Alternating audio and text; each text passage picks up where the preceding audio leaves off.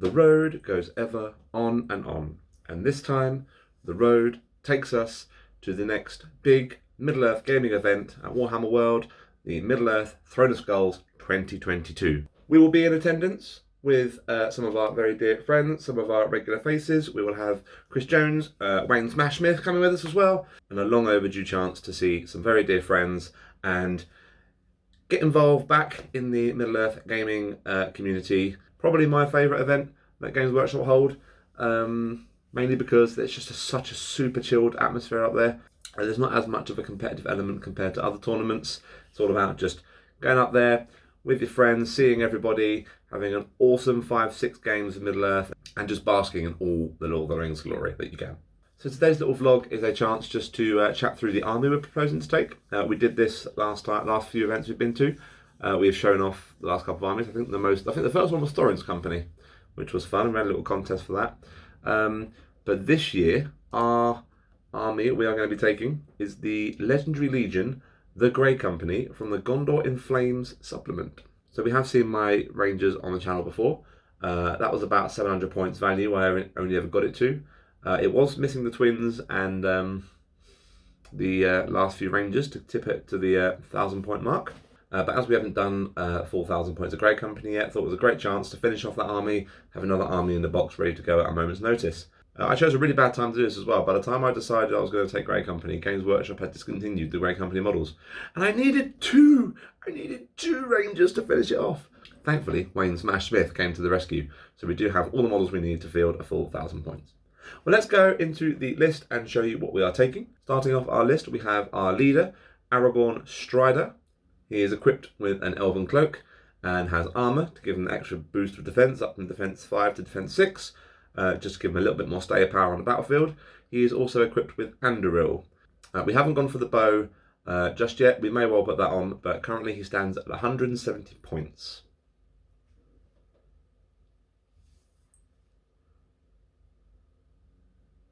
Our second addition is, of course, Legolas. As you all know, he is a ranged monster.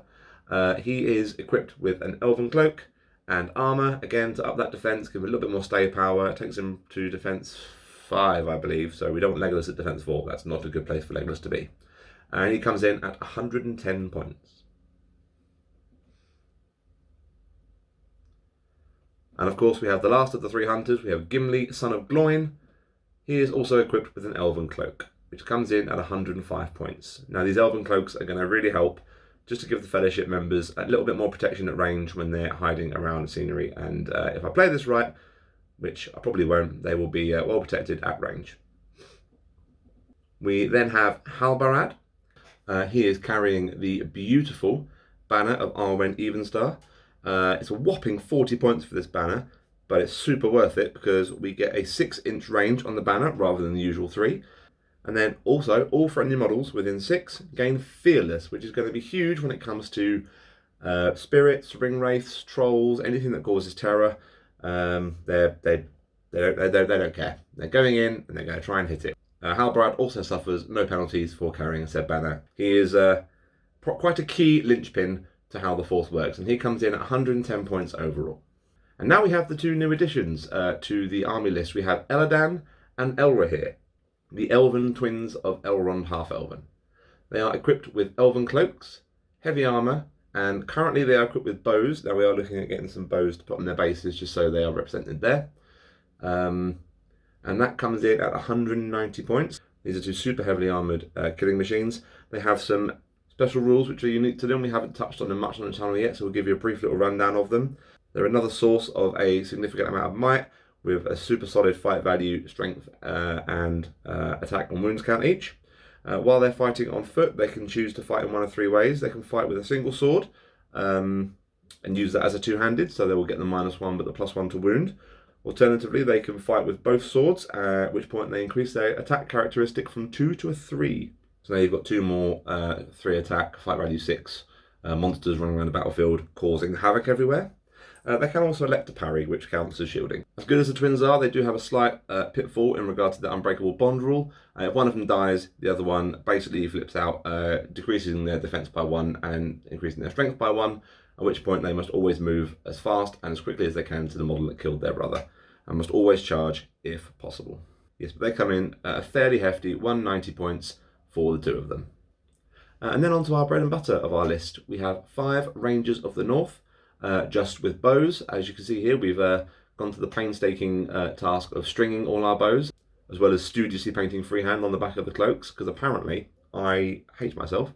So any amount of work I can give myself to make my life a bit harder, I will do. But these 5 come in at 150 points, all in. And then we have 5 more Rangers, equipped with spears this time, mainly because I wanted the force to be nice and symmetrical between non-spears and spears, and also give that little bit of backup in regard to supporting other models in combat with the spear bonus. And these 5 Rangers come in at 155 for the lot of them. So all in all, our army comes to 990 points. It's a little bit iffy because all the Rangers are heroes. They are all base level 30 points. There's not an awful lot of wiggle room in regard to what you can put on to completely hit the point threshold. The army is 16 models in total, and our break point is 8. So, what do the Grey Company do? What is the point of taking them? Why would I take Grey Company over another fully fleshed out 40-50 model army? Mainly because I'm lazy, and I would much rather paint 16 models than 60, especially with all the work I'm trying to get done at the moment. So the Legendary Legion has some special rules unique to it. They will always deploy as one warband on the tabletop. So obviously we have the 6 big hitty heroes who would, under normal circumstances, deploy independently. But every single Ranger also technically counts as a hero because they all have 1 might, 1 will, and 1 fate each. Deploying as one warband is great for army control. Scenarios like Maelstrom, where you've got to randomise for a board edge to come on, I don't need to worry too much because the entire army deploys as one warband. So wherever they end up coming on, they're all together, all 16 models, and they have access to a free heroic march every turn from Aragorn. So they're going to be getting to where they need to go fairly quickly in those kind of scenarios. You know, no one wants to sit there and face 16 heroes in one big blob. So there's definitely going to be some ouch time happening. Yeah, there'll be a lot of ouch. Obviously, Aragorn has to be the leader for this warband, so he is the army general. Every single model in the army list gains the Woodland Creature special rule, which again helps them in regard to their manoeuvrability in getting to where they need to be, because forests and jungles, that kind of area, they don't care about, they just move straight through. The Rangers also all benefit from the stand fast effects of all the 6 main heroes in the list, so it's going to keep the army where it needs to be, because there's very little chance that characters like Elladan, Elrahir, Aragorn are going to be fleeing super quickly, especially with all the will reserves and the might reserves. So good chance that the army is going to stay on the field for a good long while until it either loses the big heroes or is dead. And while they're on foot, all Rangers increase their attacks characteristics to 2 rather than 1, so they become fairly solid in combat when they're on foot. I'm praying for the day that we get mounted Rangers of the North. I really want mounted Rangers of the North. And in this list as well, Andoril is free. Because that's what you want to hear, isn't it, when you're fighting the Grey Company, is a free Andoril. So Aragorn will be wounding everything on a 4-up, and he's going to pay no points for it. So what are some of the pros to taking a Grey Company army? Why would I take this over anything else? There is 26 might base in the army. Every Ranger has 1, and all 6 of the heroes have 3 might points. Both twins, Halbarad, Legolas Gimli, Aragorn's got his 3 obviously. Technically he's got infinite because he's got his free 1 every single turn for the Mighty Hero special rule. So there is a lot of might to burn through, and there's been so many times I've seen games come down to might point utilization. That being said, once it's gone, it's gone. This is very much a game of burn through the hero resources. I mean, I've talked in Let's Talk Tabletops before about how once you burn through a hero's might points, they're then relying on just luck of the dice. It's a war of attrition because there's an awful lot of might in this list, and I'm really not looking forward to the concept of having to keep track of it all. So yeah, you've got 6 big hitty heroes, all fearless, all with Woodland Creature, led by Aragorn killing things on 4.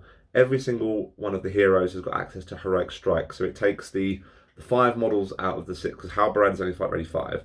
But the twins, Legolas, Gimli, and Aragorn all fight ready 6.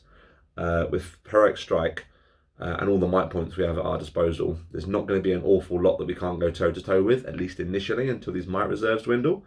We've got a lot of bows. It's only a strength 2 bow, so it's wounding majority of things on 6s, but with the might points on the rangers, if it's a scenario where I don't necessarily have to engage too much in combat, they can start using those might points to start thinning the herd a little bit. They've got access to be able to shoot mounts off from underneath people. They've all got heroic accuracy if they need to as well. So that gives you re-rolls on in the way tests and randomization. So they're no slouches at range. It's just a shame they're strength 2. Not the strongest of bows, but you know what? I've got a whole army of them, and some of them will hit, and it's not the end of the world if they don't, because they're there just to literally soften up. Probably not looking at using might points to force wounds through at that stage though. Depends on what the target is. If you're able to pop a ring wraith first turn with a very lucky ranger of the north hit, then that's super worth a might point. But we'll see. Gimli also has his throwing axe as well, so he's also a little bit of a ranged threat. And I think arguably he's got a stronger ranged weapon than all the rangers do, which is a little bit upsetting. But it's a dwarven axe. What are you going to do? And yeah, I think just any scenario which it involves killing, contest of champions, laws of battle, those kind of attrition wars, I think the Grey Company is going to be really hard to beat. Quite vulnerable to magic. Once the will is gone, it's gone. Everything can resist at least once. All the rangers can resist a spell at least once. And again, you're draining those resources by forcing magic out. Thankfully, due to army construction and the nature of this legion, we're not pinning all our hopes on one big hero. We've got 6 to spread it all out across. So if someone gets transfixed, it's not the end of the world. Somebody can come in and help, or heroic combat back in to help out. So magic's always a threat, right? It's never not going to be a threat. But I feel like the Grey Company less so. It depends. Again, like I say, it's all scenario and army dependent. But generally speaking, I think they're fairly okay with magic. Okay, so moving on to the cons. It's a very low model count. Super low. 16 models. I know Thorin's Company wasn't much more than that, but every single one of those was a fairly decent hero with multiple reserves in regard to might, will, and fate. So a good chance of keeping themselves alive. A ranger's only one wound. For 30 points, I kind of wanted them to be 2 wounds. Don't get me wrong, that then makes them super filthy and basically takes your model count from 16 to 32. So I get why they're not. They have to have some kind of drawback. But they're only defense 5 across the board as well, which means basic warriors, basic orc warriors with their strength of 3 are wounding these rangers on 5s. So you have to be super careful of how the rangers play it. Because if they start getting picked off, isolated and picked off, or outnumbered, then rangers will start dropping very quick. And once the model count starts dropping, it just adds pressure exponentially, so much faster than it would if it was a normal kind of 30-40 model army list. If I lose 4 or 5 rangers in the first couple of turns to shooting or to the initial combats based on the scenario, then it's an uphill battle to come back. One ranger, for clarity's sake, one ranger is probably, it's about 5 or 6 orcs worth. So that's kind of where we're looking in regard to how good these rangers have to be to make their points back. It's not impossible. With a fight value of 4 and 2 attacks and a might point, they've got a good chance of initially pushing through some decent hits. But as the model count is very low, we're very much relying on the heroes to help thin the herd quicker and stop the rangers getting outnumbered so much. So minimise those 2-on-1s, 3-on-1s for the poor rangers, so they can then make good use of their stats and kill a load of stuff. It's a fairly low defense all round, with the exception of Gimli, the twins, and Aragorn. And Aragorn and the twins have to pay for the extra defense. Gimli's the only real solid defensive piece. Everything else is only kind of defense, natively defense 4 and 5. Legolas is 4 natively, yeah. So defense, generally speaking, 5. Twins being 6, Aragorn being 6. So I mean, it's high risk, high reward, right? You're going in with these reserves, with these big hitty heroes, with all the stats on your side. If you go in and you win the fight, fantastic. You're probably killing something. If you go in and you whiff the roll, you're sitting in a very vulnerable position. So that's going to be interesting to see how that all pans out for the Grey Company. And given the very low model count, this army is going to seriously struggle in games where you have to spread out. and have to capture objectives. You're looking at capture and control, domination, reconnoiter. Reconnoiter is probably going to be the worst one because I'm certainly not getting models over the other side of the board. Because the Rangers have to deploy as one warband, they are going to be bubbled up right at the beginning. They don't really want to be spreading out too much. You certainly can't just send a couple of Rangers off to deal with a warband because that's not going to end well for the Rangers. So that's going to be tricky. So maneuverability isn't a problem with the aforementioned all access to heroic march and everything else, but the actual covering all the bases and capturing points and holding the points against all the things that then flood on to take it from you, that's going to be a seriously hard battle. And as I said, when Rangers start dying, the pressure just ramps up so much quicker than it would normally. So I don't feel like I've chosen a terribly easy one to use, but also not a terribly difficult army to use. It's a weird kind of, it's weird where it sits. On the face of it, like, you go in, you wreck face, but also you can go in, bounce off the opponent and get wrecked. It's high risk, high reward. I'm really super excited to actually see how they do. I quite like taking low model count armies to these Throne of Skulls in particular, because I think you get more of a fun experience personally. Like, every model matters. It makes you fight that much harder and really get into the spirit of the game that much more and really engage with your opponent and bounce off of it and get these really clutch moments where things can go, one way or another at the roll of a dice. And I love that. I love that native tension that ramps up in a game like that. I would run another contest and give you the choice of what Ranger you think is going to kill the most. There's 10 of them, and I'm going to struggle to keep track of them. They are numbered 1 to 5 based on if it's a bowman or a spearman. So you've got 1 to 5 through the spearman and 1 to 5 through the bowman. Feel free to pick a ranger from anyone. Put in the comments which ranger you think will kill the most. We will do a roundup and a review for the event when we get back. That'll probably be the week after we get back, because it'll give me a chance to go for everything, get all the pictures sorted, and do this the face cam stuff. Because it's always lovely just to unwind and to share those game experiences with you guys. I love coming to these events. I love being part of this community. Everyone's always so, and I gush a lot about it, right? Because it needs to be gushed about. Because it's just, if there's one community I'm glad I'm a part of in my gaming career, shall we say, it's the Lord of the Rings and the Middle Earth side. Because everyone is always just so welcoming, so lovely. Everyone is just a joy to be around. Everyone's got the same passion and enthusiasm for the hobby, and it rubs off on everyone else, and everyone bounces off that, and you get an event which is just great to be at, just a pleasure to be at. Stacey's going to be there as well. She came up with the partners of some of the other guys as well one year, and she fully just got engrossed by the atmosphere and the level of engagement and fun that was just being had in the hall. So she's coming up as well, just because she wants to hang out with everyone, soak up the atmosphere, and have a good fun weekend away with all like-minded people. It's going to be great fun. I cannot wait. Good luck to everybody going. Good luck to all. Is it 5 or 6 games? I want to say it's 5. No, it's 6. 3 on one day, 3 on another. Well, good luck to all 5 or 6 of my future opponents. I'm sure we will have an absolutely amazing game, each one of us. I very much look forward to meeting you all again, seeing some old friends, making new friends, seeing what everyone's been working on, because the level of hobby just gets better and better and better and better every year. I can't wait to see what people are bringing this year, especially with the new releases that have come out. And we will see you for the post-tournament wrap-up when we get back. But until then, good luck everybody. Hope everyone has a good time. Drive safe, travel safe, get in there, and I'll see you at Throne of Skulls.